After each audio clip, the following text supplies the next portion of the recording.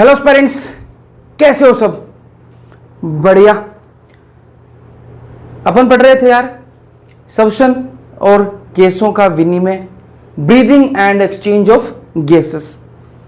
तो इस चैप्टर के अंदर अपन ने जो है बेसिक बातें जो अपन ने कर ली थी, मतलब ऐसा ही समझो अपन ने आधा पार्ट जो खत्म कर लिया था चैप्टर का ना, जिसके अंदर अपन ने लंग्स की बात कर ली थी डिटेल में, इंट्रोडक्टरी पार्ट कर लिया था, कैसे आप आप अंतर सब्शन कैसे करते हो, नी सब्शन कैसे करते हो, उसके बारे में बात कर ली थी, क्या मैकेनिज्म होता है, ये अपन बातें कर चुके हैं। अब आज बात करेंगे अपन कैपेसिटीज की और वॉल्यूम्स की, आयतन और क्षमताओं की बात करेंगे जो एनसीईआरटी में दे रखी है, उनके अपन डिटेल में बात करने वाले हैं, तो ध्यान से समझना। और अपन बात करेंगे आज गैसों के विनिमय की बात करेंगे, मतलब जिसको एक्सचेंज ऑफ गैसेस कहते हैं इंग्लिश में, और ट्रांसपोर्ट ऑफ गैसेस जो वो आज स्टार्ट कर देंगे, कल उसको खत्म कर देंगे, है ना। तो गैसों का परिवहन भी आज थोड़ा सा टच करेंगे। चलो शुरुआत करते हैं आज के लेक्चर की।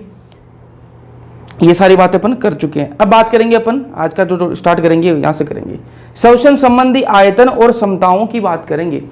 तो इसमें क्या है यार, आपकी जो आपकी वॉल्यूम्स हैं और इसके अंदर कैपेसिटीज है। अभी आपको नहीं पता कि भाई वॉल्यूम क्या होती है, कैपेसिटी क्या, अभी बताएंगे ना, है ना। आयतन और क्षमताओं की बात होगी जो रेस्पिरेशन से रिलेटेड है, ठीक है, उनकी बात होगी। तो इंग्लिश में बात करें तो रेस्पिरेटरी की वॉल्यूम्स एंड कैपेसिटीज की बात होगी। इससे पहले आप एक चीज समझो कि आप 1 मिनट में कितनी बार सांस लेते हो, बताओ जल्दी से बताओ, 1 मिनट में कितनी बार सांस लेते हो? औसतन जो है एक मनुष्य जो है 1 मिनट में 12 से 16 बार जो है वो श्वसन करता है, ठीक है। तो औसतन एक स्वस्थ मनुष्य की बात कर रहा हूं, प्रति मिनट 12 से 16 बार श्वसन करता है। ये वाला जो वर्ड है ध्यान में रखना भाई, 12 से 16 बार प्रति मिनट, भूल मत जाना इसको, ठीक है। तो 12 से 16 बार प्रति मिनट क्या है, श्वसन करता है, ठीक बात है भैया। अब यार एक होता है स्पाइरोमीटर, एक स्पाइरोमीटर होता है, वो क्या होता है यार, मापने के काम में आता है ना। वो किस क्या है, श्वसन गतिविधियों को, जो श्वसन गतिविधियों में शामिल जो वायु है ना, उसके आयतन को मापने में वो काम आता है। कि आपने भाई कितनी सांस अंदर खींची है, कितनी हवा आपने अंदर खींची है, कितनी हवा आपने बाहर छोड़ी है, किससे मापेंगे ये सारी चीज, तो वो है स्पाइरोमीटर। स्पाइरोमीटर से क्या मापते हैं अपन कि आपने कितनी हवा अंदर ली है श्वसन में, कितनी छोड़ी है, उसका आयतन कितना है, वो अपन मापते हैं किससे, स्पाइरोमीटर से। तो स्पाइरोमीटर श्वसन गतिविधियों में शामिल वायु के आयतन को के आकलन को उसका आकलन करने में वो काम आता है। यहां तक कोई दिक्कत नहीं होनी चाहिए। अब अपन पहले एक डायग्राम से समझेंगे, उसके बाद में मैं थ्योरी में आऊंगा। पहले अपन डायग्राम में चलेंगे और उस मतलब ग्राफ टाइप का बनाएंगे, उस ग्राफ से समझेंगे कि क्या ये माजरा क्या है, ये जो कैपेसिटीज हैं, ये जो वॉल्यूम्स हैं, जो आयतन और जो क्षमताएं, ये होती क्या है, अभी आपको समझ में आएंगी चीजें, है ना। तो अपन चलेंगे पहले और एक ग्राफ बनाएंगे, उससे समझेंगे इसको, ठीक है।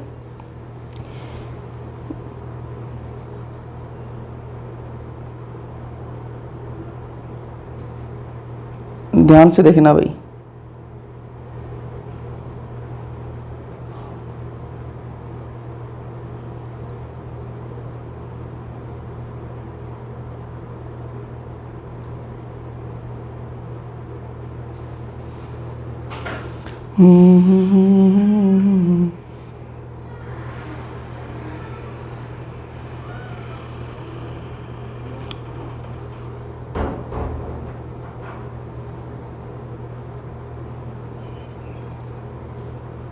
किस चीज़ का ग्राफ बना रहा हूँ मैं, ये अभी जो मैं आपको बताऊंगा क्या बातें हैं ये सारी, तो अभी मैं आपको बताने वाला हूँ, ठीक है। अब थोड़ी सी मैं इसमें और अल्ट्रेशन कर देता हूँ ताकि ये अभी बताऊंगा तो आपको बढ़िया से ज़्यादा समझ में आएगा। ये ग्राफ ढंग से समझ लोगे भाई, आपको कैपेसिटीज और उनमें कहीं कोई दिक्कत नहीं आएगी, है ना। जैसे इसी का ग्राफ होता है ना, वैसे ही ये ग्राफ है, और इसको क्या कहते हैं, स्पाइरोग्राम कहते हैं। इसको क्या कहते हैं, स्पाइरोग्राम, ठीक है। वो क्या था, स्पाइरोमीटर था। और जो आप हवा अंदर बाहर करते हो, इसका जो ग्राफिकल रिप्रेजेंटेशन है उसको क्या कहते हैं, स्पाइरोग्राम कहते हैं।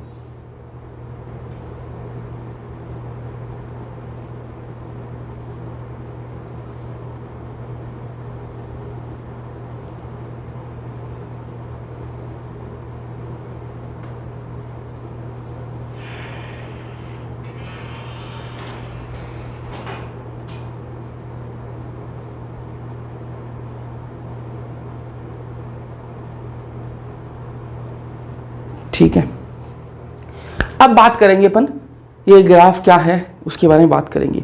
तो सबसे पहले बात करते हैं, अगर आप नॉर्मल सांस ले रहे हो ना, नॉर्मल अगर आप सांस ले रहे हो, ठीक है, सांस ले रहे हो नॉर्मली और सांस छोड़ रहे हो, ठीक है, उसमें आप कोई ऐसे जबरदस्ती सांस नहीं ले रहे, नॉर्मल अपना काम भी करते जा रहे हो, सांस ले रहे हो नॉर्मल लाइफ के अंदर। तो जो नॉर्मल सांस लेते हो वो उसको ये दिखा रहा है, ये आपने सांस क्या है, ये देखो ये ऊपर जा रहा है मतलब आपने सांस क्या है अंदर खींचा है, और ये नीचे आ रहा है मतलब क्या आपने सांस छोड़ा है। ये ऊपर वापस जा रहा है मतलब सांस आपने लिया है, ये नीचे जा रहा है मतलब आपने सांस ने छोड़ा है। इसको क्या कहते हैं, इसको कहते हैं टाइडल वॉल्यूम। अभी हिंदी वाले वर्ड भी आपको सारे बता दूंगा, अभी समझ लो बस। इसको कहते हैं टाइडल वॉल्यूम, और शॉर्ट में इसको कहते हैं टीवी। तो टीवी से आपको याद रखना है, ठीक है। तो आप 1 मिनट में कितनी बार करते हो, सांस छोड़ रहे हो, ले रहे हो, कितनी बार, 12 से 16 बार आप सांस लेते हो एक मिनट के अंदर, है ना। तो यहां पर आप ये ग्राफ क्या बता रहा है, ये ऊपर जा रहा है मतलब क्या है, आपने यहां पर सांस क्या है अंदर ली है, ये नीचे जा रहा है मतलब क्या है, आपने सांस छोड़ी है, वापस ऊपर जा रहा है सांस ली है आपने, और नीचे आ रहा है छोड़ी है आपने सांस। ये जो वॉल्यूम होती है ना, ये जो हवा जो आपने अंदर ली है बाहर छोड़ी है, इसका आयतन कितना होता है, इसका आयतन कितना होता है। भैया आप सांस अंदर ले रहे हो, भैया ले रहे हैं, बाहर छोड़ रहे हो, छोड़ रहे हो, तो अब मुझे बताओ कि कितनी आप हवा अंदर ले रहे हो, कितनी बाहर छोड़ रहे हो, तो इसका वॉल्यूम कितना होता है, इसका जो आयतन है वो कितना होता है, वो होता है यार 500 ml होता है। कितना होता है, 500 ml। कितना होता है, 500 ml होता है। ये आपको याद रखना है, जो अभी बातें बता रहा हूं ध्यान से सुनना। 500 ml होता है, सांस अंदर ले रहे हो बाहर छोड़ रहे हो, इसको क्या कहते हैं, टाइडल वॉल्यूम कहते हैं। 500 ml ये होती है, ठीक बात है, यहां तक कोई दिक्कत नहीं होनी चाहिए, ठीक है। अब मैं कह रहा हूं कि अगर आपने सांस जो है वो नॉर्मली छोड़ी है, नॉर्मली आपने सांस छोड़ दी, और अब अपने जितना जोर है ना, जितना जोर है नॉर्मल सांस छोड़ दो, एक बार छोड़ दी भैया, नॉर्मली सांस छोड़ रहे हैं हम, और उसके बाद में आपके में जितना जोर है उतनी तेजी से सांस अंदर खींच लो, जितना हवा खींच सकते हो ना उतनी खींच लो, जितनी खींच ली। अब उसको क्या कहते हैं, उसको कहते हैं इंस्पायरेटरी वॉल्यूम। क्या कहते हैं, इंस्पायरेटरी वॉल्यूम। अभी बताऊंगा, ध्यान से समझना ना। और शॉर्ट में इसको कहते हैं IRV, इंस्पायरेटरी रिजर्व वॉल्यूम, है ना, रिजर्व वॉल्यूम, IRV। ये शॉर्ट वाले भी याद रखना ना। अब यहां पर देखो, इस ग्राफ को ध्यान से देखना, मैं क्या कह रहा हूं, आपने नॉर्मल सब सांस लेते हो आप अपनी नॉर्मल लाइफ के अंदर, तो यहां पर आप सांस लेते हो, छोड़ दिया, अंदर खींच रहे हो हवा को, छोड़ दिया, खींच रहे हो, छोड़ दिया। अब आपने क्या है, यहां पर सामान्य रूप से छोड़ा है ना, यहां पर सांस जो है आपने नॉर्मली छोड़ी, आपने सांस छोड़ दी भैया, और उसके बाद आपने जितना जोर था उतनी जोर से आपने क्या है सांस अंदर ली है, तो ये ग्राफ आएगा, ठीक है। एकदम से आपने यहां पर तो नॉर्मली सांस आपने नॉर्मली छोड़ी थी, और नॉर्मली छोड़ने के बाद आपने क्या किया है, एकदम से आपने हवा को अंदर खींचा है आपने, ठीक है। तो ये देखो इतना बड़ा आएगा, तो ये क्या होती है आपकी इंस्पायरेटरी रिजर्व वॉल्यूम कहते हैं। इसको क्या कहते हैं, ये जो ऊपर जा रहा है इसको क्या कहते हैं, इंस्पायरेटरी रिजर्व वॉल्यूम। तो भाई इसके ऊपर टीवी से ऊपर जा रहा है, यहां तक तो टीवी है, ये जो लाइन दिख रही है आपको पिंक कलर में, यहां तक तो ये 500 ml ही है, ठीक है। तो 500 से ऊपर जो जा रहा है ये आपकी क्या है, इंस्पायरेटरी रिजर्व वॉल्यूम आ जाती है। और ये कितनी होती है, ये होती है आपकी 2500 से 3000 ml, 3000 ml। तो मैं क्या कह रहा हूं, अगर नॉर्मल लाइफ आप सांस अंदर बाहर कर रहे हो, वो क्या है आपकी टाइडल वॉल्यूम है 500 ml होती है। लेकिन आप नॉर्मली सांस छोड़ने के बाद में एकदम से सांस अंदर खींच रहे हो, वो क्या है आपकी इंस्पायरेटरी रिजर्व वॉल्यूम है, ठीक है। यहां तक तो ये क्या आपकी टीवी चलेगी, और उसके बाद क्या आप ऊपर सांस ले रहे हो, उसके बाद क्या आप ऊपर सांस ले रहे हो, वो क्या आपकी इंस्पायरेटरी रिजर्व वॉल्यूम है, ठीक है। अब आगे वाला देखते हैं, एक होता है एक्सपायरेटरी रिजर्व वॉल्यूम, यहां मैं पहले लिख देता हूं, उसके बाद में बताता हूं क्या है एक्सपायरेटरी रिजर्व वॉल्यूम। ERV कहते हैं इसको शॉर्ट में। अब ध्यान से देखना, आपने नॉर्मल सांस ली है, पहले आपने क्या किया था, नॉर्मल सांस छोड़ी थी, फिर एकदम जोर से आपने सांस खींची, उसको क्या कहा आपने, इंस्पायरेटरी रिजर्व वॉल्यूम। इस बार मैं कह रहा हूं आप नॉर्मली सांस ले रहे हो, ले रहे हैं भैया, और आप एक काम करो, नॉर्मली सांस को अंदर खींचो, खींच ली।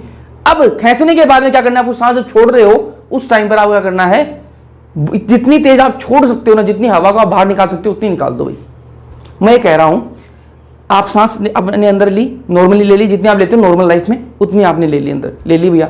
अब जब छोड़ रहे हो ना तो उतना जोर लगा के छोड़ो कि जितनी हवा आप निकाल सकते हो उतनी आप निकाल दो, ठीक है, निकाल दी। उसी को क्या कहते हैं अपन, अब जो हवा आपने निकाली उसी क्या कहेंगे अपन, एक्सपायरेटरी रिजर्व वॉल्यूम। इस ग्राफ से समझते हैं।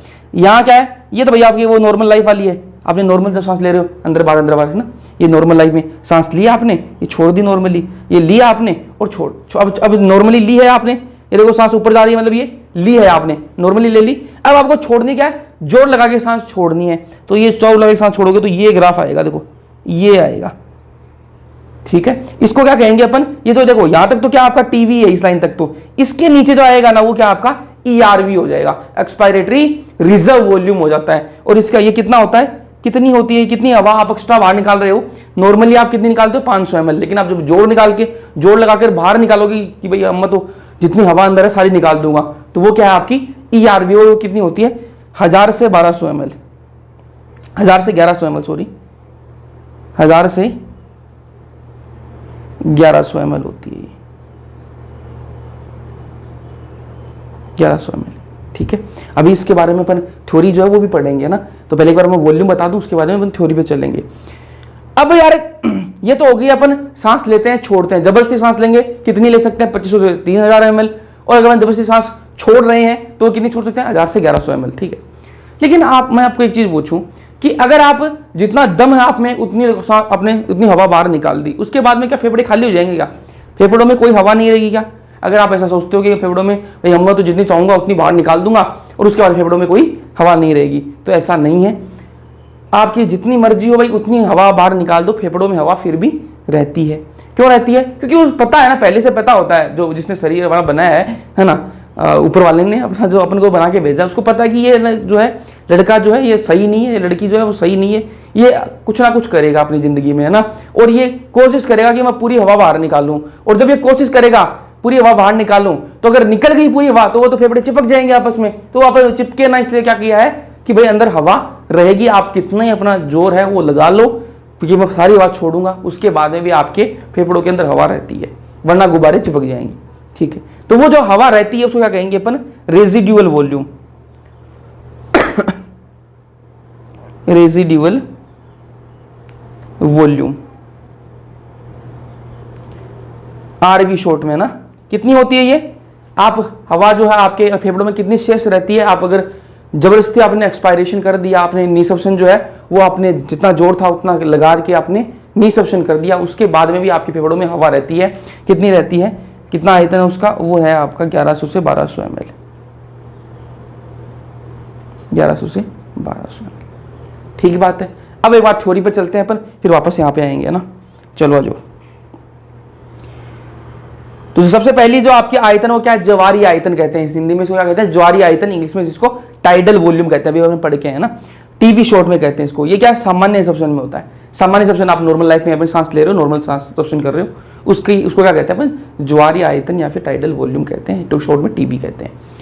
और कितना होता है ये, 500 ml होता है, बता चुका हूं आपको, समझ में आया। आगे चलते हैं, दूसरा पॉइंट क्या कह रहा है, अंतःसप्शन, अंतःसप्शन सुरक्षित आयतन, इंग्लिश में inspiratory reserve volume, IRV short में, ठीक है। ये क्या है, ये आपने सांस जो है वो नॉर्मली आपने छोड़ी है और उसके बाद में आप एकदम से जबरदस्ती सांस जो अंदर खींच रही हो, वो ये है। तो ये क्या है, बलपूर्वक अंतःश्वासित, बलपूर्वक का मतलब आप जबरदस्ती फोर्सफुली आप सांस ले रहे हो। तो मैंने कहा कि सांस आपने छोड़ी तो नॉर्मली है, मैंने सांस तो नॉर्मली छोड़ दी और उसके बाद में मैंने एकदम से झटके से सांस जो है जितनी मैं खींच सकता हूं उतनी मैंने खींच ली, तो वो क्या है आपकी इंस्पायरेटरी रिजर्व वॉल्यूम होती है। और ये कितनी होती है, 2500 से 3000 ml। तो आपको मोटी जो साधारण भाषा में बताऊं आपको बात, कि नॉर्मल लाइफ में अगर आप सप्शन क्रिया कर रहे हो तो 500 ml है, ठीक है, 500 ml आप हवा लेते हो छोड़ते हो। लेकिन आपके मन में आ गई भाई मैं तो जबरदस्ती जितनी हवा खींच सकता हूं, मेरे तो ये मन में आ गई मैं सारी दुनिया की हवा खींच लूं अंदर, ठीक है, तो अब मैं कितनी खींच सकता हूं, तो आप नॉर्मल लाइफ में 500 ml तो 500 ml तो कर ही रहे हो, लेकिन जब आप जबरदस्ती सांस अंदर खींचते हो ना तो ज्यादा से ज्यादा कितनी खींच लोगे, 2500 से 3000 ml जो है वो अंदर खींच सकते हो, इससे ज्यादा नहीं खींच पाओगे, ठीक बात है। फिर अगली है निःश्वसन सुरक्षित आयतन, एक्सपायरेटरी रिजर्व वॉल्यूम कहते हैं इसको, शॉर्ट में ERV। ये क्या है, बलपूर्वक निःश्वासन। इसमें क्या है, इसमें अभी थोड़ी देर पहले पढ़ा उसका उल्टा है। यहाँ पे क्या करना, आपके मन में आएगी भाई मैं तो अपने अंदर की जितनी हवा है उसको पूरी को बाहर निकालूंगा। तो नॉर्मल लाइफ में आप कितनी करते हो, 500 ml है ना, टाइडल वॉल्यूम 500 ml करते हो, 500 ml 500 ml। लेकिन आप कहिए कि भाई 500 ml से ज्यादा निकालूं मैं तो 500 ml तो आप निकालोगे, उसके अलावा आप जितनी निकाल रहे हो ना बाहर, वो क्या है? आपकी एक्सपायरेटरी रिजर्व वॉल्यूम होती है, ठीक है, जिसको हिंदी में कहते हैं निसफिशिएंट सुरक्षित आयतन। और ये कितनी हवा आप निकाल सकते हो बाहर अपने जबरदस्ती करके? वो आप 1000 से 1100 ml बाहर निकाल सकते हो, ठीक है, अभी बताया भी मैंने आपको। फिर लास्ट में चौथा जो आयतन है वो क्या है? अवशिष्ट आयतन। अवशिष्ट आयतन को हिंदी इंग्लिश में कहते हैं रेजिडुअल वॉल्यूम, शॉर्ट में आरवी। ये क्या है? आपने सारी हवा को बाहर निकाल दी, उसके बाद में फेफड़ों में हवा जो है वो बची रहती है, ठीक है, ताकि आपकी फेफड़े जो आपस में कोलैप्स ना कर दें, चिपक ना जाए, तो वो रहती है, उसको कहते हैं रेजिडुअल वॉल्यूम, ठीक है। तो वायु का वह आयतन जो बलपूर्वक निःसंवशन, आपने बलपूर्वक निःसंवशन कर दिया, जितना आप हवा निकाल सकते थे निकाल दिया आपने, उसके बाद में फेफड़ों में शेष रह जाता है। ये वायु का जो आयतन है ये फेफड़ों में शेष रह जाता है। क्यों? क्योंकि फेफड़े आपस में चिपक ना जाए, कोलैप्स ना कर जाए। तो ये वाला पॉइंट ध्यान में रखना, फेफड़े ना चिपक जाए आपस में, है ना। तो ये कितना होता है? 1100 से 1200 ml, ये मैंने आपको बता दी। चलो अब वापस चलते हैं अपने इसमें ग्राफ में चलेंगे ना। तो वापस एक बार मैं रिपीट कर रहा हूं चीजों को कि भाई ये जो है आपकी नॉर्मल लाइफ के अंदर आप गैस हवा को अंदर बाहर कर रहे हो, कितनी है? 500 ml। इससे अगर आप जबरदस्ती आप सांस ले रहे हो कि मैं ज्यादा से ज्यादा हवा अंदर खींच लूंगा, तो 500 ml तो आपको खींचोगे। उसके अलावा 500 ml के अलावा आप कितनी खींच सकते हो? वो आप 2500 से 3000 ml खींच सकते हो, ठीक है। फिर आपके मन में आएगी मैं सांस ले रहा हूं नॉर्मल, और मेरे मन में आ गई कि भाई इस बार मैं क्या करूंगा, लूंगा तो सांस नॉर्मली, लेकिन जब छोड़ूंगा ना तब उस टाइम पे मैं जबरदस्ती जितनी छोड़ सकता हूं हवा उतनी मैं बाहर निकाल लूंगा। तो वो आप 500 ml तो बाहर निकालोगे, उसके अलावा आप जितनी निकाल रहे हो ना वो क्या आपकी एक्सपायरेटरी रिजर्व वॉल्यूम, और वो कितनी होती है? 1000 से 1100 ml। आपने जबरदस्ती सांस बाहर छोड़ दी जितने आप छोड़ सकते थे, उसके बाद में भी फेफड़ों के अंदर से हवा जो है वो शेष रह जाती है, वायु जो है वो रह जाती है। उसका आयतन कितना है? वो है 1100 से 1200 ml, ताकि आपकी फेफड़े जो आपस में चिपक ना जाए, कोलैप्स ना कर जाए। ये तो हो गया आपके आयतन। तो अपन को क्या पढ़ना था? एक तो श्वसन संबंधी आयतन पढ़नी थी, उसके अलावा अपन को क्षमताएं पढ़नी थी, कैपेसिटीज पढ़नी थी। अब बात करेंगे अपन कैपेसिटीज की। तो कैपेसिटीज क्या है? बस यही जो आपके आयतन अपन ने पढ़े हैं, जो अपन ने वॉल्यूम पढ़ी है, इन्हीं को जोड़ जाड़ के जो बनता है वो क्या बनती है? कैपेसिटीज बनती है। किसी में अपन टीवी और आईआरवी को जोड़ देंगे, किसी में हम टीवी और ईआरवी को जोड़ देंगे, कहीं हम टीवी आरवी को जोड़ देंगे, कहीं इन सारों को जोड़ देंगे। तो बस इन्हीं का जोड़ भाग है वो क्या आपकी कैपेसिटीज है। मैं यहां लिख देता हूं, इसके ऊपर मैं लिखूंगा क्या? ये क्या है? आपका वॉल्यूम्स है, इस साइड में आयतन, और इस साइड में मैं लिखूंगा क्या? कैपेसिटीज। इस साइड में क्षमताएं, कैपेसिटीज।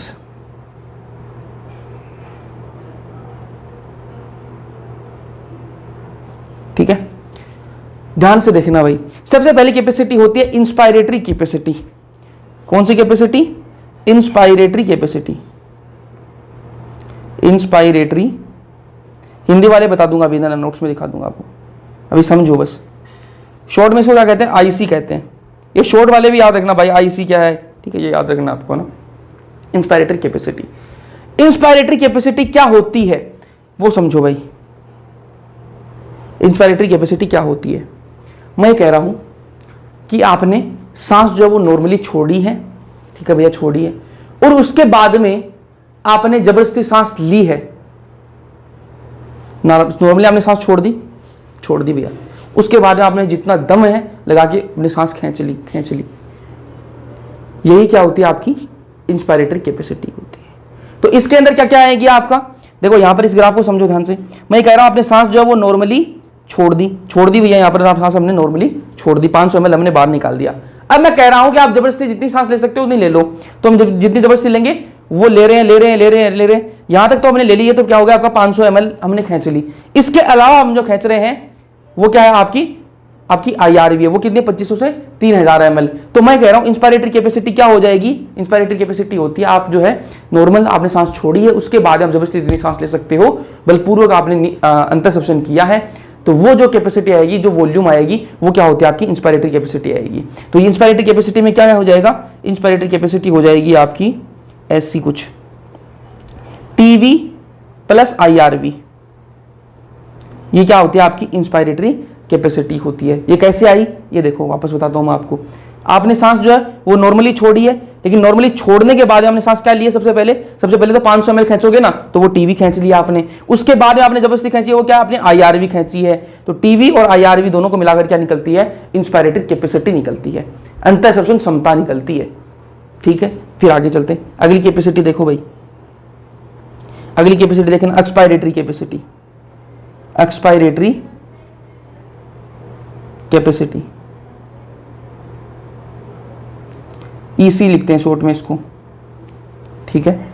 अब एक्सपायरेटरी कैपेसिटी क्या है, आपने नॉर्मल सांस जो है वो ली है, सांस जो नॉर्मली ली है, और उसके बाद आपने जबरदस्ती सांस छोड़ी है, जितनी छोड़ सकते थे उतनी आपने छोड़ी है।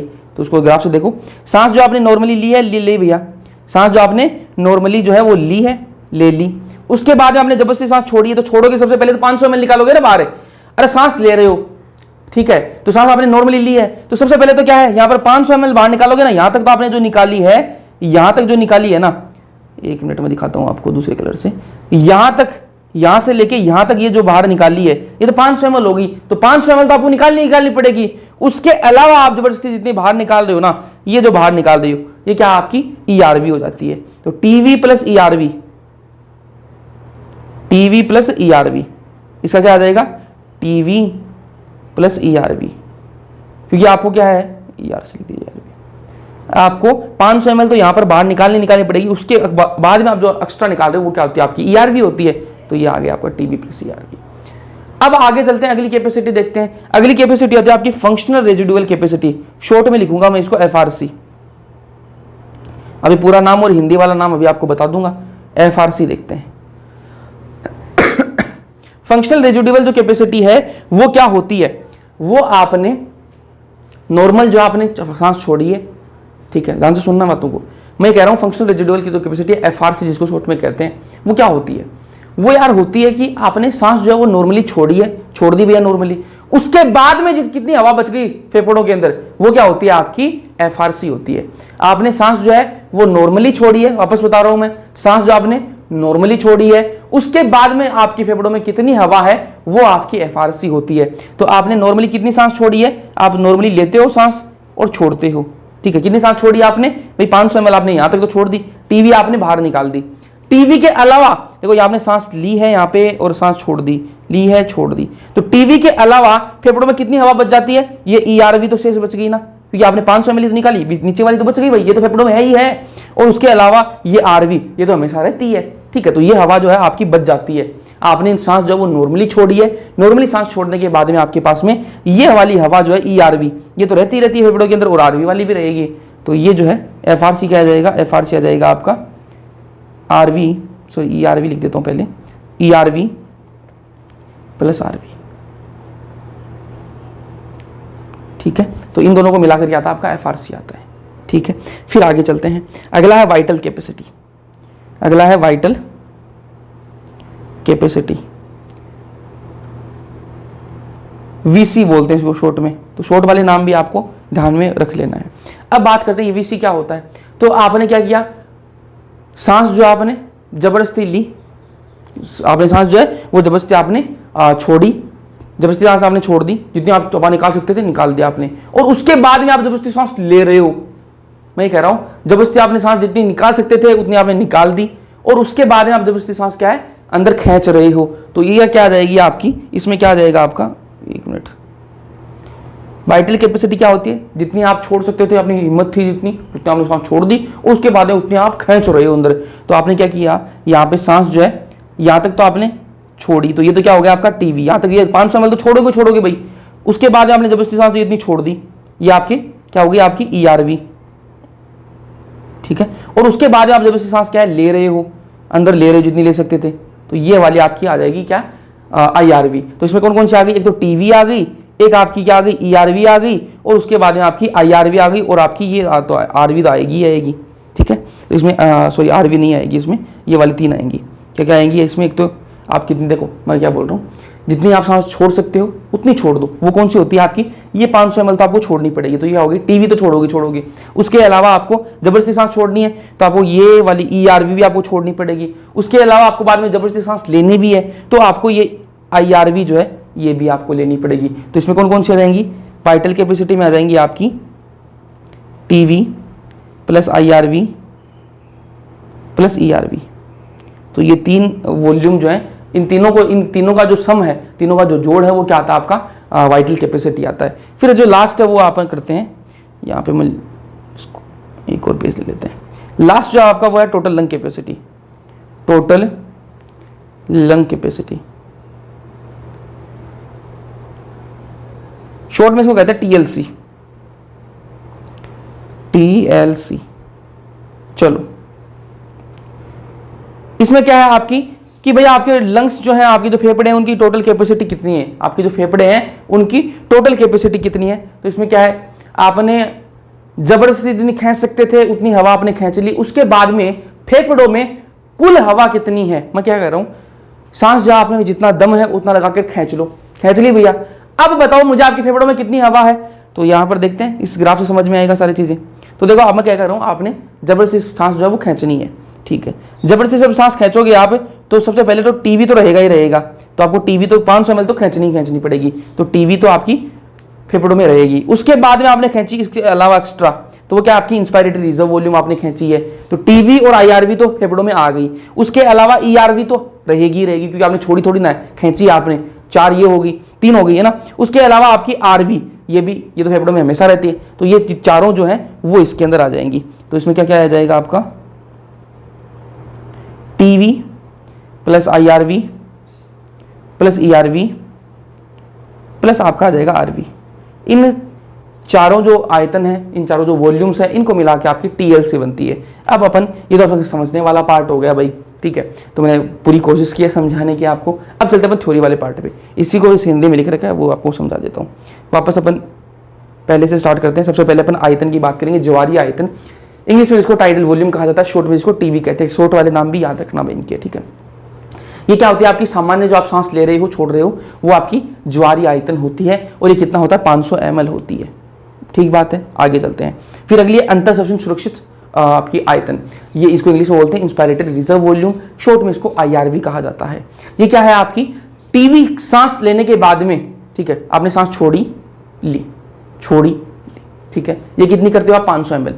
अब मैं कह रहा हूं कि 500 ml आपने सांस ले ली, उसके बाद में आप कितनी हवा और अंदर खींच सकते हो जबरदस्ती, वो क्या होती है आपकी आईआरवी होती है, ठीक है। वो क्या होती है आपकी अंतःश्वसन सुरक्षित आयतन। तो बलपूर्वक अंतःश्वासित आप कितना कर सकते हो वो है, तो वो कितना है 2500 से 3000 ml आप जो है टीवी के अलावा आप खींच सकते हो अंदर। 500 ml तो खींचोगे, उसके अलावा 2500 से 3000 ml आप अंदर खींच सकते हो। फिर अगली है तीसरी है निःश्वसन सुरक्षित आयतन, एक्सपायरेटरी रिजर्व वॉल्यूम इसको इंग्लिश में बोलते हैं, और शॉर्ट में इसको ईआरवी कहा जाता है। ये क्या है आपका कि आपको सांस जो है वो छोड़नी है, तो छोड़ोगे तो आप 500 ml तो सांस आपको छोड़ोगे, ठीक है। 500 ml तो छोड़नी है आपको, वो तो सीधी सी बात है। 500 ml को हटाओ, उसके बाद आप कितनी छोड़ सकते हो भाई, टीवी तो आपको छोड़नी पड़ेगी ना, टीवी आप लोगे भी छोड़ते भी हो, लेकिन टीवी के अलावा आप कितनी सांस आप छोड़ सकते हो, कितनी हवा आप छोड़ सकते हो, तो वो कितनी है, बलपूर्वक निःश्वासन आप कितना कर सकते हो, वो है आपका 1000 से 1100 ml आप हवा जो है छोड़ सकते हो टीवी के अलावा है ये, है ना, टीवी को इंक्लूड करके नहीं। टीवी 500 ml तो वो तो छोड़ोगे, उसके अलावा आप 1000 से 1100 ml छोड़ सकते हो, ठीक है।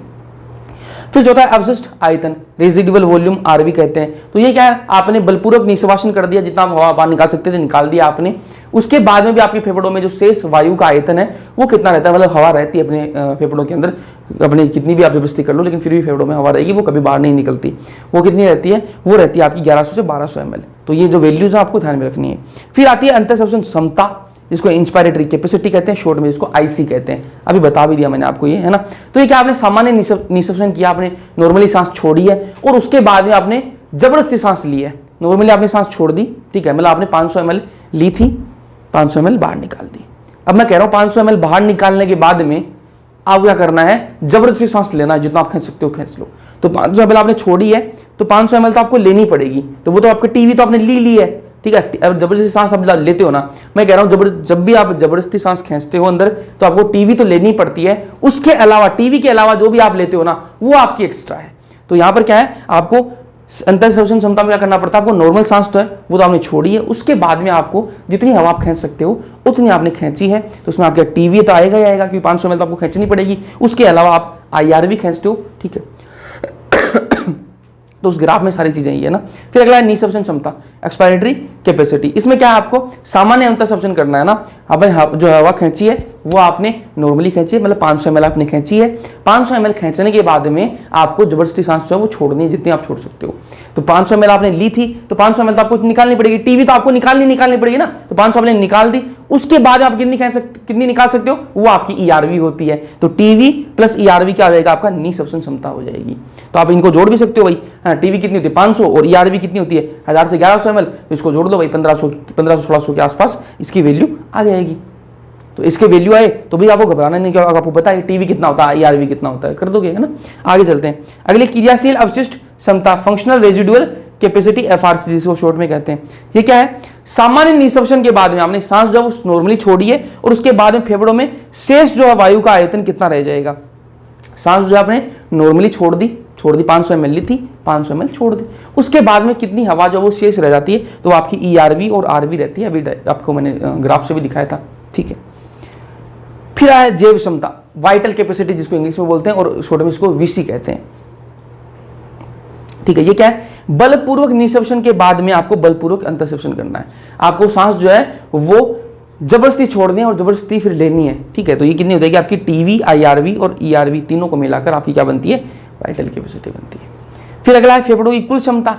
फेफड़ों की कुल क्षमता इसको इंग्लिश में टोटल लंग्स कैपेसिटी कहते हैं और शॉर्ट में इसको TLC कहा जाता है। तो बलपूर्वक अंतःशोषण के बाद में वायु की कुल मात्रा, आपने जितनी सांस खींच सकते थे अंदर ले ली सारी हवा, उसके बाद में आपके फेफड़ों में कितनी वायु है वो अभी क्या होती है, फेफड़ों की कुल क्षमता। तो इसमें टीवी आ जाएगी, IRV, ERV, RV सारी आ जाएगी।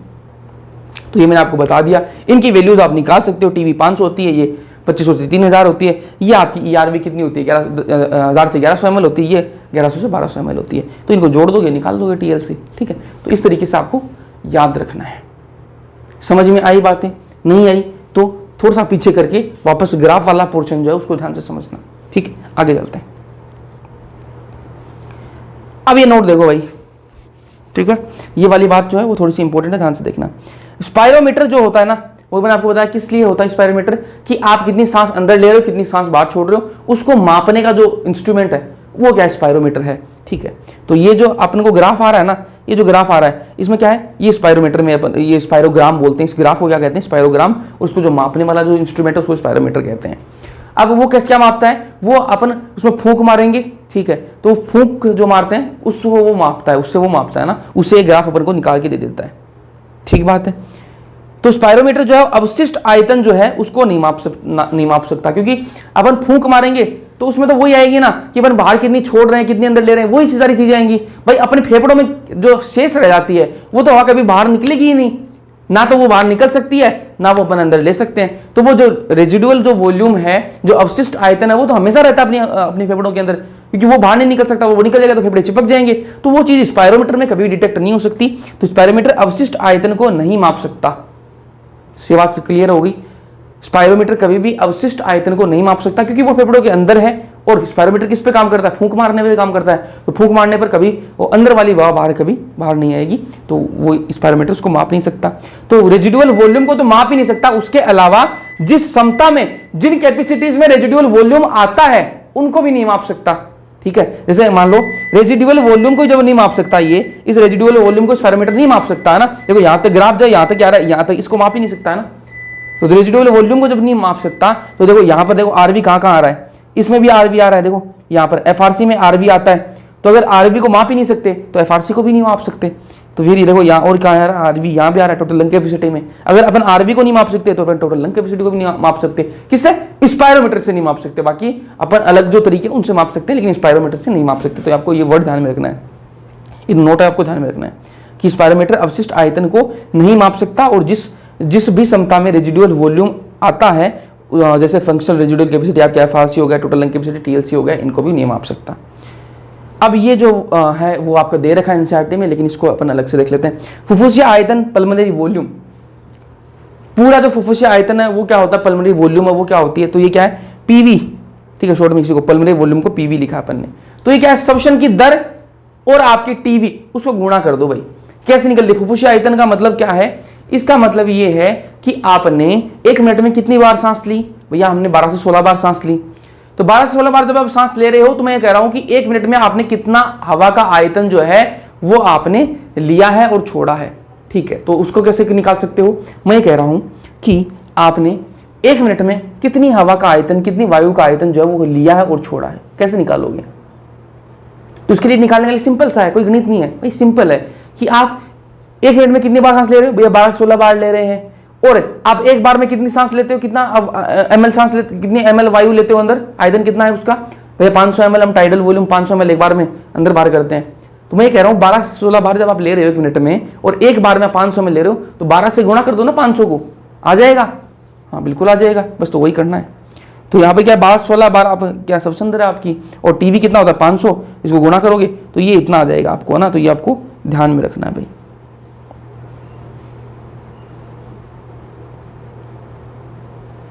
और इसमें कंफ्यूज मत होना, एक तो यहाँ पे मैं आपको बता देता हूँ, ये 6000 से 8000 ml पर मिनट आता है, ठीक है? और इसको ऐसे भी लिख सकते हैं ना, 6000 ml को भाई 6 लीटर भी तो लिख सकते हैं, अरे 1000 ml में 1 लीटर होता है, तो इसको 6000 ml को 6 लीटर और 8 लीटर ऐसे लिख के भी दे सकता है। तो कंफ्यूज मत हो ना वहाँ पे, कहीं गलत कर दो कि भाई ऑप्शन भैया ने तो 6000 ml, ये एनसीईआरटी में 6000 ml, तो 6 लीटर कैसे आ गया? अरे 6000 ml को 6 लीटर भी लिख सकते हैं, तो ये भी ध्यान में रखना ना। तो 1 मिनट में कितना आयतन जो अंदर बाहर करते हैं अपन, 6000 ml से 8000 ml, ठीक है? आगे चलते हैं। अब बात करेंगे गैसों के विनिमय की, एक्सचेंज ऑफ गैसेस की बात करेंगे, है ना? तो गैसेस एक्सचेंज कैसे होती हैं वो मैंने आपको पहले भी अपन बात कर चुके हैं, पहले लेक्चर के अंदर भी इस बारे में बात करी थी, और अब वापस बात कर लेते हैं। 1 मिनट भाई, ये जो है हमारे कैमरे पे जो है मक्खी बैठने की कोशिश कर रही है, तो ये जो है व्यू ब्लॉक करेगी, इसको नहीं पता कहाँ बैठ रही है। चलो गैसों का विनिमय की बात करते हैं, एक्सचेंज ऑफ गैसेस की बात करते हैं ना। सबसे पहले मैंने आपको बताया था कि जो ये गैसेस जो है वो उसका विसरण कैसे होता है, वो होता है यार प्रेशर के हिसाब से, ना कि किसका प्रेशर कहाँ पे है उसके हिसाब से। जहाँ पर जो गैसेस हैं वो ज़्यादा प्रेशर से कम प्रेशर की तरफ जाती हैं, ठीक है? ज़्यादा प्रेशर से कम प्रेशर की तरफ जाती हैं। तो ये जो हवा अपन ने अंदर ली थी उसमें मैंने आपको बताया था कि जो बाहर है जो एटमोस्फेयर में जो प्रेशर है उससे अगर कम प्रेशर अपने अंदर होगा तो हवा अंदर आ जाएगी, और एटमोस्फेयर प्रेशर से ज़्यादा अपने अंदर होगा तो हवा बाहर चली जाएगी, ठीक है? तो वही खेल होने वाला है। ध्यान से इस टेबल को देखना, एनसीईआरटी की भाई टेबल है ये, ध्यान से देखना। ये टेबल क्या कहती है?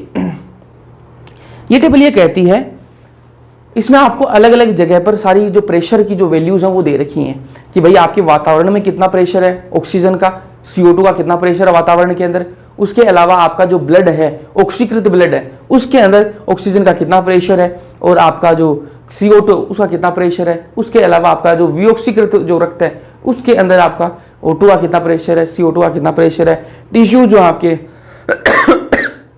वहां पे कितना प्रेशर है ना। तो ये सारी वैल्यूज दे रखी हैं, ये एक बार गो थ्रू हो लेते हैं, उसके बाद में पूरा मैकेनिज्म समझते हैं। सबसन O2 और CO2 की मेन बात करेंगे अपन, ठीक है? वातावरण में जो वायु है उसके अंदर ऑक्सीजन का जो प्रेशर है वो कितना है, 159। ये वाली टेबल आपको पूरी याद होनी चाहिए, ठीक है? कितना प्रेशर, 159, और इसकी जो यूनिट है वो क्या होती है, mm of Hg, ठीक है? तो इसको मैं क्या लिखूंगा, इसको ऐसे लिखना है, ये जो ये O2 है, इसको कैसे लिखूंगा, PO2 लिखूंगा। PO2 का मतलब क्या है, पार्शियल प्रेशर, है ना? ये P का मतलब क्या है, पार्शियल प्रेशर, आंशिक दाब, हिंदी में क्या बोलेंगे, आंशिक दाब, इंग्लिश में पार्शियल प्रेशर। तो PO2 क्या है, 159 होता है। कहां पे, आपका वायु के अंदर। वायु के अंदर ऑक्सीजन का दाब कितना है, पार्शियल प्रेशर कितना, आंशिक दाब कितना है, 159 mmHg होता है, ठीक है? प्रेशर की यूनिट क्या है, mmHg, ठीक है? वायु कुपिका जो आपकी एल्वियोलाई है, कुपिका है, वहां पे प्रेशर कितना है, 104।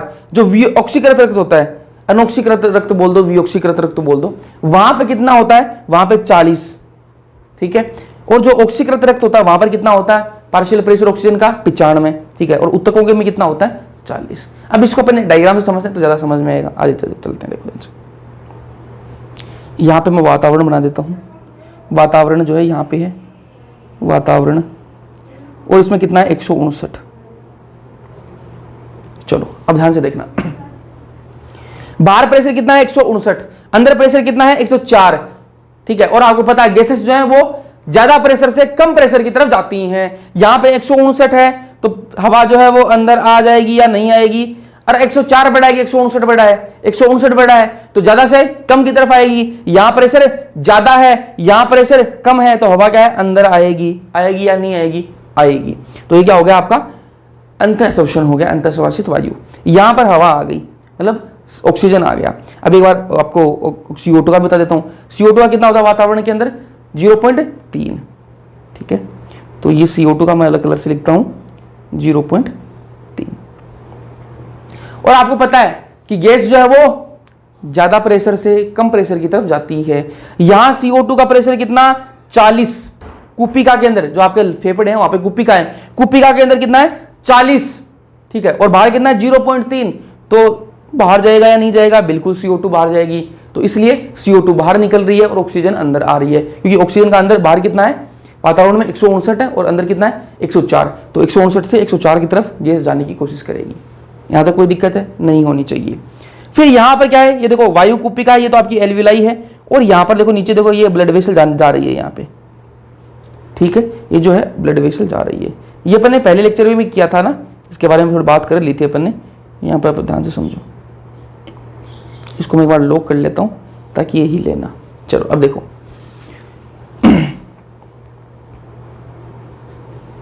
पूरा समझना भाई। मैंने आपको क्या बताया था कि टिश्यूज जो है, सेल्स जो है, आपकी कोशिकाएं, ऊतक जो है, वहां पे क्या होता है? ग्लूकोज को तोड़ने का काम चलता है। ठीक है, ग्लूकोज को वो तोड़ के क्या बनाते हैं? ATP, और आपको क्या बनाते हैं? ATP प्लस आपका CO2 बनता है ना। ठीक है, ATP क्या हो गया? आपकी एनर्जी है, और CO2 आपको बाहर निकालनी है ना। तो यहां पे जो शरीर के ऊतक हैं, शरीर के ऊतक जो है, इनको ऑक्सीजन चाहिए होती है। किसके लिए? ग्लूकोज को ATP में तोड़ने के लिए ऑक्सीजन की जरूरत पड़ती है। तो यहां पर अपन को ऑक्सीजन की जरूरत पड़ रही है। देखो यहां पर लिखी, देख एरो से डिनोट भी कर रखा है ना। तो ऑक्सीजन यहां पर चाहिए होती है, यहां पे CO2 बन रहा है, तो उसको अपन को निकालनी है। ठीक बात है। तो यहां पर अब देखो, वापस आते हैं। ये वायु कुपिका है, बिल्कुल कुपिका है, और यहां पर ये ब्लड वेसल जो है, ये ब्लड वेसल है। ठीक है, ये आ कहां से रही है? ये आ रही है आपके ऊतक से आ रही है। ठीक है, कहां पे आ रही है? आपकी कुपिका के पास में आ रही है। पहले ये देखो दिल के पास में आ रही है, हार्ट के पास में, और हार्ट से ये कहां आ रही है? आपके फेफड़े के पास में आ रही है। ठीक है,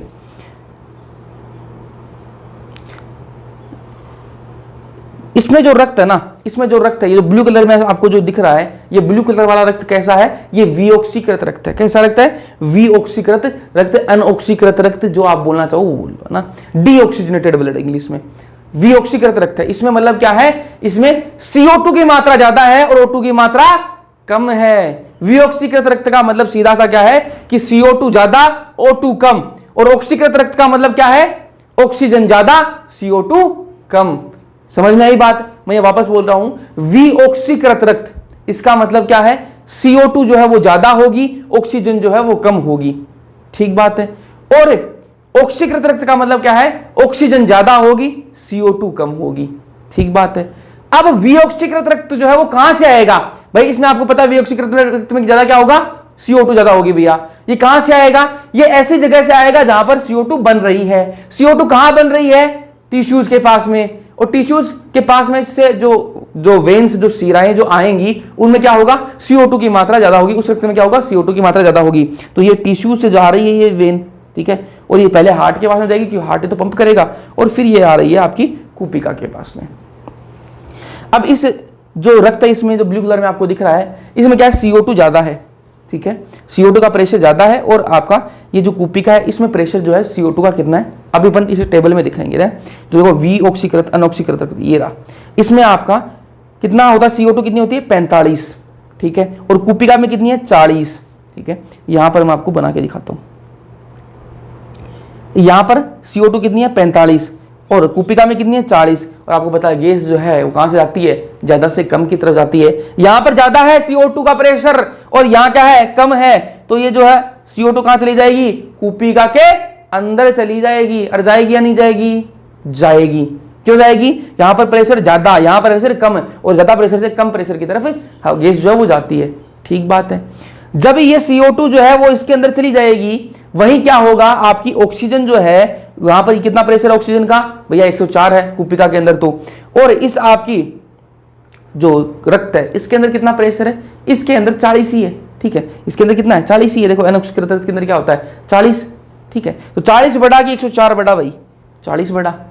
40 बढ़ा क्या? 104 बढ़ा होता है ना। तो यहां पर क्या है? 104। तो 104 से जो है ऑक्सीजन कहां से आएगी? 104 से ऑक्सीजन यहां से इस ब्लड के अंदर आ जाएगी। तो यहां पर मैं आपको दिखाता हूं, अलग कलर से बना के, CO2 जो है वो यहां से, CO2 जो है वो यहां से यहां जाएगी, ठीक है, और ऑक्सीजन जो है वो यहां से यहां आएगी। क्यों आएगी बता चुका हूं, क्यों, ज्यादा प्रेशर से कम प्रेशर की तरफ जाती है चीजें। अब ये जो रक्त है यहां पर, ये जो कैसा था, विऑक्सीकृत रक्त था, इसमें क्या था, CO2 की मात्रा ज्यादा थी, है ना, यहां पर CO2 ज्यादा थी, तो CO2 कहां चली गई, अब कूपिका के अंदर चली गई, और ऑक्सीजन कूपिका से कहां गई, रक्त के अंदर आ गई। तो अब ये जो रेड कलर वाला रक्त है ना, ये कैसा हो गया, अब ऑक्सीकृत रक्त हो गया, इसमें ऑक्सीजन की मात्रा ज्यादा है। तो ये जो है ऑक्सीकृत जो रक्त है वो कहां जाएगा, पहले हार्ट के पास में जाएगा, हार्ट फिर इसको पंप करेगा, और पंप करके, हार्ट क्या मोटर है एक तरह से, है ना, तो यहां से जो ब्लड है वो मोटर के पास में जाएगा। अब ये जो पंप करेगा, जो हार्ट है ब्लड को पंप करेगा, और पंप करने के बाद में ये कहां आएगा, टिश्यूज के पास में आएगा, ये जो आपका ऑक्सीकृत रक्त। ऑक्सीकृत जब टिश्यूज के पास में आएगा, क्यों आया टिश्यूज के पास में, इसलिए आया है क्योंकि टिश्यूज को ग्लूकोज को तोड़ने में ऑक्सीजन की जरूरत पड़ती है, और ऑक्सीजन किसके पास में है, ऑक्सीकृत रक्त के पास में है। तो ये जो है रेड कलर वाला ब्लड जो है, इसमें ऑक्सीकृत रक्त है, इसमें ऑक्सीजन ज्यादा है, तो यहां से जो है ऑक्सीजन जो है वो देखो अंदर टिश्यूज के पास में चली जा रही है। क्यों जा रही है, क्योंकि टिश्यू जो है वहां पर ऑक्सीजन जो है वो कितनी है, ऑक्सीजन का जो दाब है वो कितना है, वो है भैया 40, ठीक है, और इस रक्त में ऑक्सीजन का कितना है, वो है 95, यहां पर कितना है 95, और यहां पर कितना है 40। तो मुझे बताओ 40 बड़ा कि 95, 95 बड़ा, 95 से वो कहां जाएगी, 40 की तरफ जाएगी, इसलिए ऑक्सीजन जो है वो इस रक्त से टिश्यूज में आ जाएगी। यहां पर आप मुझे बताओ कि यहां पर CO2 कितनी है, CO2 यहां 45 है, और इस रक्त में कितनी है 40 है, ठीक है, तो 40 45 से 40 की तरफ जाएगी, और ये क्या हो जाएगा, यहाँ पे CO2 इधर चली जाएगी, ऑक्सीजन इधर आ जाएगी। अरे कोई दिक्कत है क्या, नहीं होनी चाहिए, ठीक है। तो इस तरीके से जो है वो चीजें जो है वो ट्रेवल करती रहती हैं। समझ में आई या नहीं आई, ब्लड कैसे कहाँ जा रहा है, समझ में आया नहीं आया, पहले भी आपको मैं बता चुका हूँ, ठीक है, अगर आप पहले लेक्चर से देखे हो तो भी मैं ये समझा चुका हूँ आपको ऑलरेडी।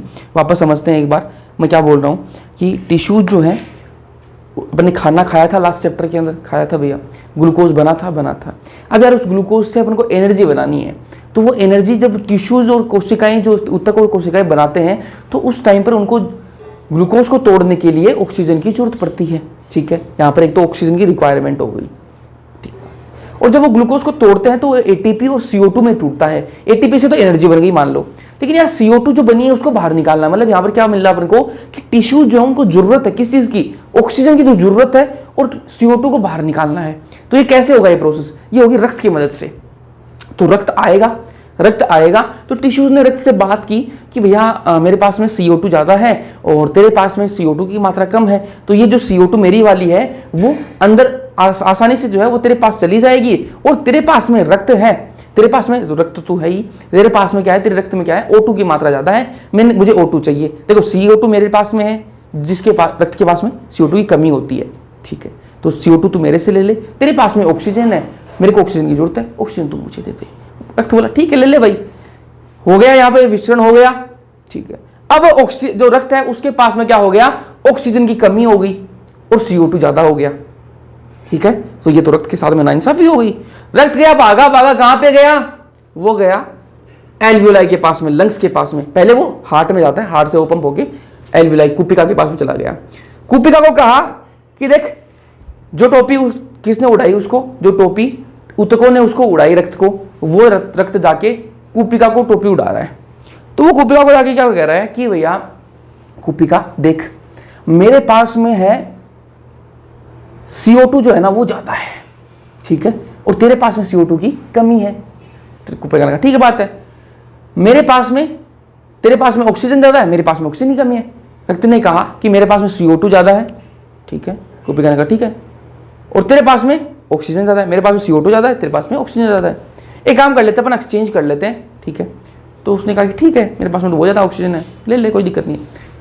जब विसरण हुआ वहां पे गैसेस का, तो क्या हुआ, रक्त के पास में क्या है, ऑक्सीजन जो है वो बढ़ गई, CO2 की कमी हो गई, तो वो फिर वो कहां जाता है टिश्यूज के पास में, और वहां पर टिश्यूज वापस इसको टोपी उड़ाता है, रक्त वापस जाके कूपिका को टोपी उड़ाता है, ऐसे टोपी एक दूसरे को उड़ाते रहते हैं और काम जो चलता रहता है। तो इस तरीके से जो है आपका एक्सचेंज ऑफ गैसेस होता है, ठीक है।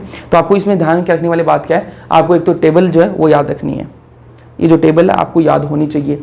ये जो मैं आपको पहले भी बता चुका हूँ, आपको ये जो आपका ट्रांसपोर्ट वाला सिस्टम है, आपको दिखाऊँ कहाँ बताया था मैंने आपको, देखो देखो दिखाता हूँ आपको। पहले मैं आपको बता चुका हूँ, इसका आइडिया दे दिया था मैंने आपको ना। देखो मैंने आपको यहाँ भी बताया था ये चीज़, यहाँ भी बताई थी मैंने आपको, इसके ऊपर और भी बताई थी मैंने ना। और चलते हैं और चलते हैं और चलते हैं। पहले लेक्चर में भी आपको ये सारी चीज़ें मैं समझा चुका हूँ कि यहाँ कहाँ ऑक्सीजन की जरूरत पड़ती है, कहाँ को नहीं पड़ती, तो वो मैंने आपको बताया था पहले भी, है ना। तो इसका पहले से मैंने आपको आइडिया दे रखा है। अगर आप पहले लेक्चर से वीडियो देख रहे हो, इस चैप्टर का वीडियो देख रहे हो, तो आपके लिए अच्छी बात है भाई। यहाँ तक कोई दिक्कत है क्या? समझ में आई ये चीज़? ठीक है, बस सिर्फ आपको प्रेशर याद रखना है कि कहाँ प्रेशर ज़्यादा है, कहाँ प्रेशर कम है, वो आपको ध्यान में रखना है। उसके अलावा कोई दिक्कत नहीं है। और आपको ये पता ही चल गई कि भैया कहाँ जो गैसेस हैं वो ज़्यादा प्रेशर से कम प्रेशर की तरफ जाती हैं। ठीक है, तो यहाँ पर देखो वातावरण के अंदर 159 प्रेशर था, 159 था ऑक्सीजन का, तो एक ऑक्सीजन जो है वो अंदर आ गई, क्योंकि कूपिका जो है वहाँ पर 104 होता है और यहाँ पे 159 है। तो आपको क्वेश्चन ये भी पूछ सकता है कूपिका के अंदर कितना प्रेशर होता है, तो 104 आपको याद रखना पड़ेगा। ठीक है, उसके अलावा वातावरण में कितना होता है, 159 होता है। ऑक्सीकृत रक्त है उसके अंदर 95 होता है, विऑक्सीकृत रक्त के अंदर 40 होता है। तो ये जो डेटा है आपको याद रखना है। ठीक है, तो ये याद रखना। चलो अब बात करेंगे गैसों का परिवहन की। ठीक है, स्टार्ट कर देगा। चलो फिर कल अपन इसको साथ में करेंगे, है ना। तो आज का लेक्चर समझ में आया या नहीं आया? कॉन्सेप्चुअल था भाई। ठीक है, जो अपनी कैपेसिटीज और आयतन थे उनको भी आप शायद रटते ही थे। ठीक है, और उसको कॉन्सेप्चुअल जो है वो करने की कोशिश की है, समझाने की कोशिश की है। तो और आपका जो एक्सचेंज ऑफ गैसेस है वो भी आपको समझाने की कोशिश की है। समझ में आया या नहीं आया कमेंट सेक्शन में कमेंट करके जरूर बताना। वीडियो पसंद आया लाइक कर देना, अपने दोस्तों के साथ भी शेयर कर देना। बाकी मिलते हैं अगले लेक्चर के अंदर, तब तक के लिए पढ़ते रहो।